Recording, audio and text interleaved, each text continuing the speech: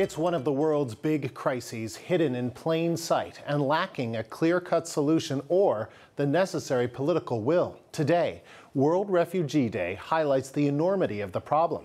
Never before have so many people fled war and persecution, risking their lives to find a safe haven, often thousands of kilometers away. The UN's Refugee Agency estimates the current total at almost 60 million. That's one in every 122 people on the planet. Shockingly, half are children. Lorenda Redekop looks at the human face behind the tragedy and the calls for action. It brought tears to my eyes when, the employee told me, you don't have to worry about anything. Kanana Isa says after a journey lasting several years, she finally felt safe when she arrived in Canada. She was a writer and activist in Syria. She had no choice but to become a refugee. She'd already been detained twice by her government and didn't want to return to a jail cell. The place have all exploded. There was a bomb dropped at it.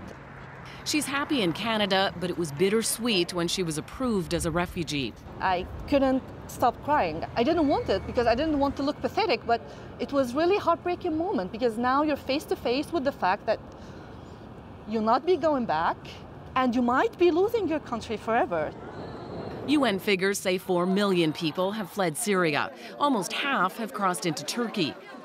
That's where Angelina Jolie was today, trying to bring attention to the crisis and encourage the world to do more. These are not economic migrants looking for a better life. These are desperate refugees fleeing war and persecution. Refugee camps in countries bordering Syria are already beyond capacity. Some families have been living there for years.